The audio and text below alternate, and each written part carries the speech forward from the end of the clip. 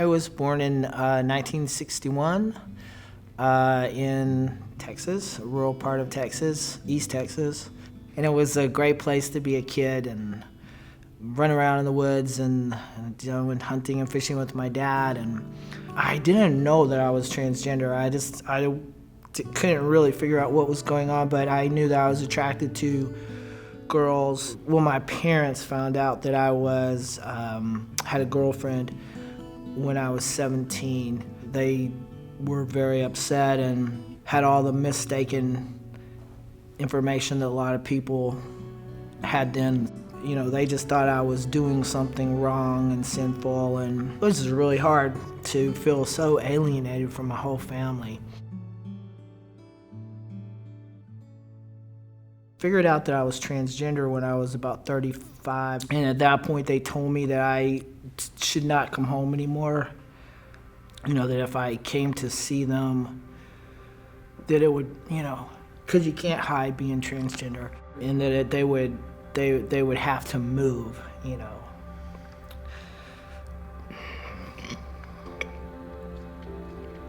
I had a high school, my government teacher, Mr. Jackson. His name was Larry Jackson, and he was a very devout Christian and kind of a fundamentalist Christian, actually.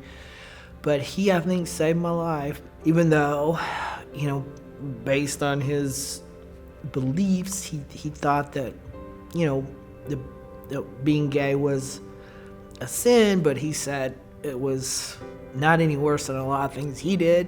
And he was, somehow, he just had a great intuition, I think, about how to talk to a gay kid, even though it didn't fit his worldview. It has only been in the last, few years that I've been able to reconnect with my faith, and that's been a really healing experience for me. And you can't just tell a kid like me, or a kid that's grown up in any kind of particular spiritual culture. It is a culture. It's a culture, and you can't just tell someone, oh, well, go to the Unitarian Church. It's like telling them, leave your culture behind.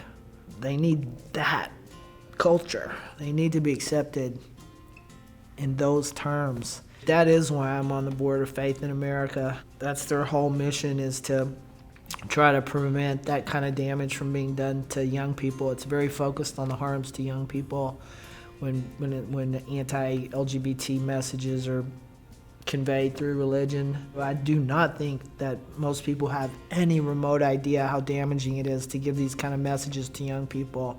And when they do understand that, most people will stop doing it. They really will.